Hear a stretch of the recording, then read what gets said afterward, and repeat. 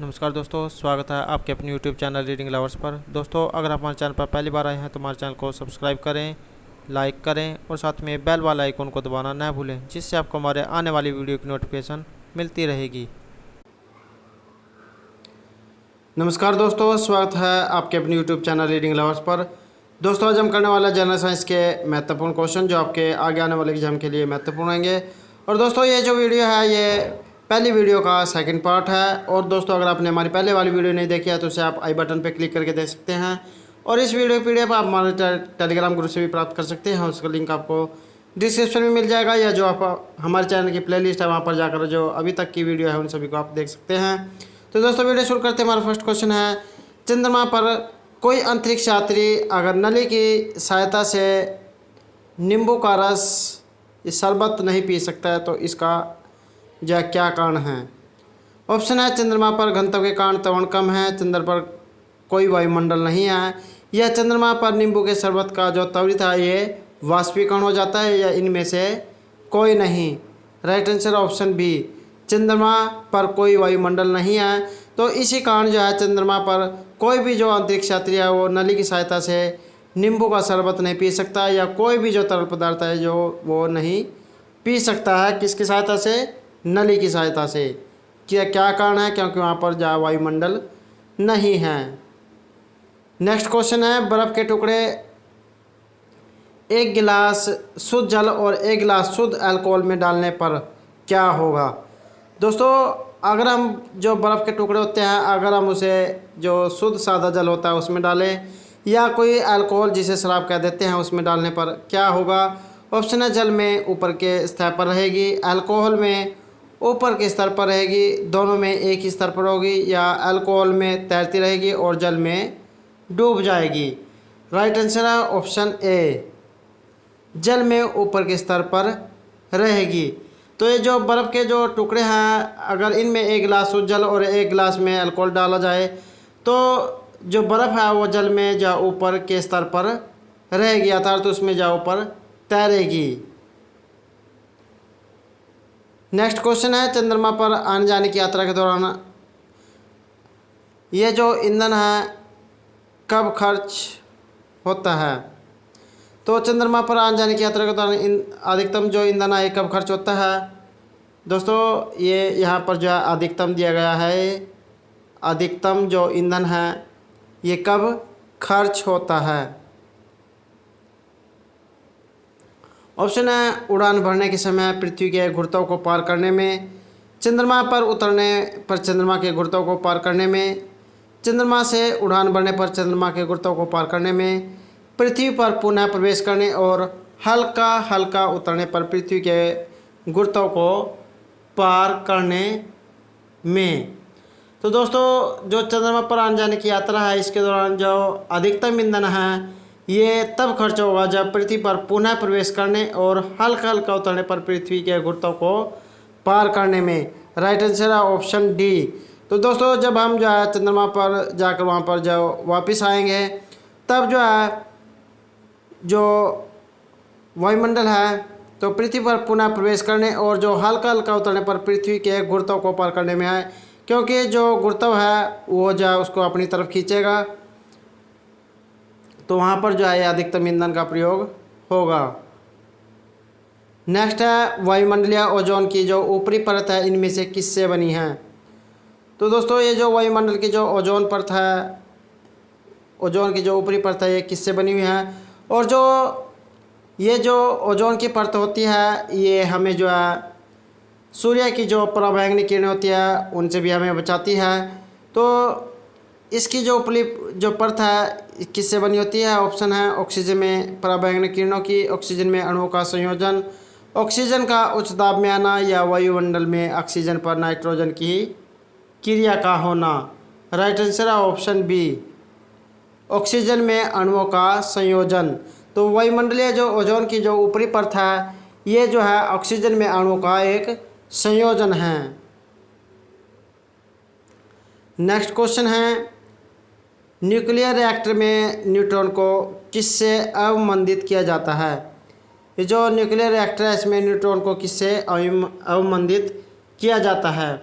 Option है, विखंडनीय पदार्थ से, मॉडरेटर से, नियंत्रण छड़ से या शीतल प्रणाली से।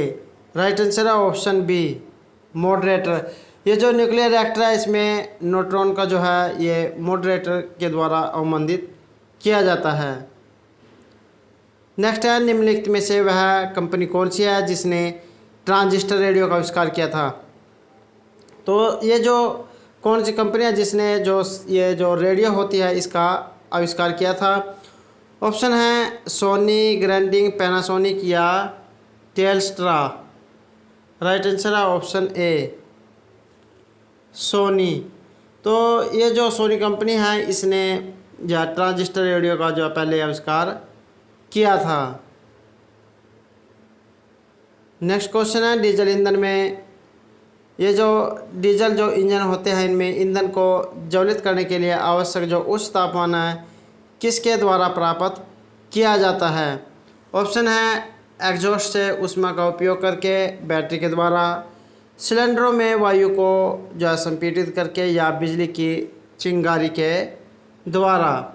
तो ये जो डीजल इंजन होते हैं तो इसमें ईंधन को जो है जलाने के लिए जो आवश्यक उच्च तापमान जो है ये सिलेंडरों में वायु को संपीड़ित करके प्राप्त किया जाता है। Right answer option C. और एग्ज़ाम की दृष्टि से ये वेरी वेरी इंपॉर्टेंट क्वेश्चन है और जो रेलवे की तैयारी कर रहे हैं उसमें जो है इस प्रकार के क्वेश्चन जरूर पूछे जाते हैं। तो ये जो डीजल इंजन है इसमें ईंधन को ज्वलित करने के लिए, जलाने के लिए जो है सिलेंडरों में वायु का जो है संपीड़ित करके जो है ये क्रिया की जाती है। नेक्स्ट है, निम्नलिखित में से कौन सी ग्रीन हाउस गैस है। तो ये जो ग्रीन हाउस गैस होती है ये बताना है। ऑप्शन है ऑक्सीजन, नाइट्रोजन, कार्बन डाइऑक्साइड या ओजोन। राइट आंसर है ऑप्शन बी। ये जो कार्बन डाइऑक्साइड जो गैस होती है इससे वातावरण जो है ये इसका तापमान बढ़ता है और इसी को ग्रीन हाउस गैस भी कहा जाता है। और ये जो प्रदूषण होता है वाहनों से निकला हुआ धुआं या फैक्ट्रियों का धुआं या कोई भी जो अवशेष पदार्थ हम जलाते हैं तो इससे जो है वातावरण का जो तापमान है ये बढ़ता है और इसी को ग्रीन हाउस के नाम से जाना जाता है। नेक्स्ट क्वेश्चन है, निम्नलिखित में से किसी तत्व की जो सापेक्ष परमाणु संहति कौन सी है जो परमाणुओं से बनी है जिसमें प्रत्येक में 17 प्रोटॉन और 18 न्यूट्रॉन और 17 जो है इलेक्ट्रॉन होते हैं। ऑप्शन है 52, 35, 18 या 17। राइट आंसर है ऑप्शन बी, 35। तो ये जो 35 तत्व है तो ये जो है सापेक्ष परमाणु संहति ये परमाणु से बने होते हैं जिसमें 17 और 18, 17 इसमें प्रोटॉन और 18 न्यूट्रॉन और 17 जो इसमें इलेक्ट्रॉन होते हैं। नेक्स्ट है, निम्नलिखित में से किसका प्रयोग प्रशीतन में किया जाता है। प्रशीतन होता है ठंडक, तो ठंडा करने के लिए जो है किसका प्रयोग इनमें किया जाता है। ऑप्शन है सल्फर डाइऑक्साइड का, क्लोरीन का, फ्रियोन का या फॉस्फीन का। राइट आंसर है ऑप्शन सी। ये जो फ्रियोन जो गैस होती है इसका प्रयोग प्रशीतन में होता है। प्रशीतन का अर्थ है जो एसी है या जो फ्रिज होता है उसके अंदर जो है इसका जो फ्रियोन गैस होती है इसका प्रयोग किया जाता है और इसका प्रयोग जो है ठंडा करने के लिए होता है। नेक्स्ट क्वेश्चन है, किसी प्रशीतंत्र में शीतल प्रणाली सदैव कैसी होनी चाहिए। ये जो प्रशीतंत्र है इसमें शीतल प्रणाली सदैव कैसी होनी चाहिए। ऑप्शन है शीर्ष पर होनी चाहिए, तली में होनी चाहिए, मध्य में होनी चाहिए या कहीं भी हो सकती है। राइट आंसर है ऑप्शन ए, शीर्ष पर होनी चाहिए। किसी जो प्रशीतंत्र है इसमें जो शीतल प्रणाली है शीर्ष पर होनी चाहिए। नेक्स्ट क्वेश्चन है, हीलियम गैस को गुब्बारे में क्यों भरा जाता है। ये जो हीलियम गैस है इसको गुब्बारे में क्यों भरा जाता है। ऑप्शन है उसका जो परमाणु क्रमांक है 2 है, वह वायु से हल्की होती है, वह जल के अवयव में से एक है, या वह एक उत्कृष्ट गैस है। राइट आंसर है ऑप्शन बी, वह जो वायु से हल्की होती है। इसी कारण जो है जब हम गुब्बारों में इस हीलियम गैस को भरते हैं तो वह जो ऊपर की तरफ उठने लग जाते हैं।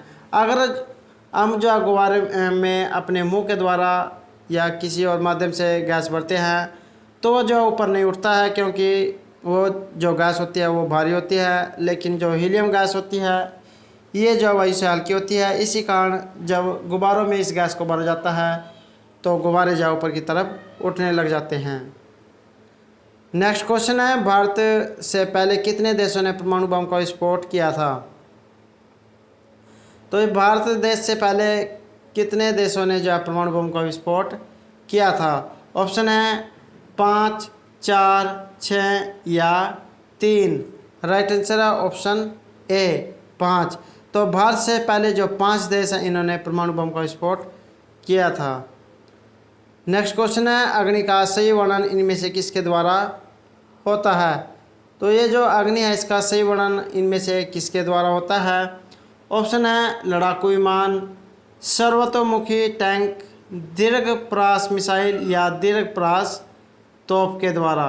सही आंसर है ऑप्शन सी, दीर्घ प्रयास जो मिसाइल है इसके द्वारा अग्नि का सही जो वर्णन होता है।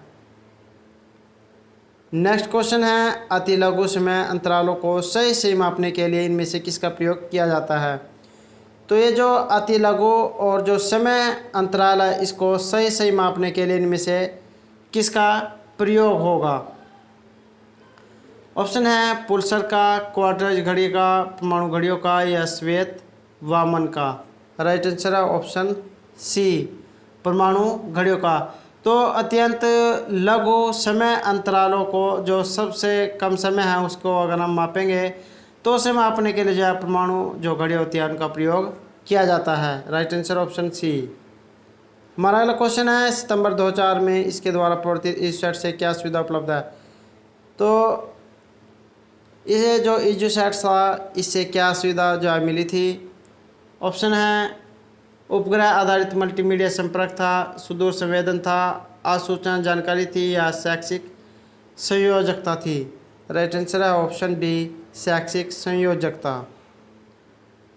नेक्स्ट क्वेश्चन है, यूरेनियम अंततः किस तत्व के स्थायी आइसोटोप में बदल जाता है? ये जो यूरेनियम जो तत्व होता है ये किस तत्व के स्थायी आइसोटोप में बदल जाता है?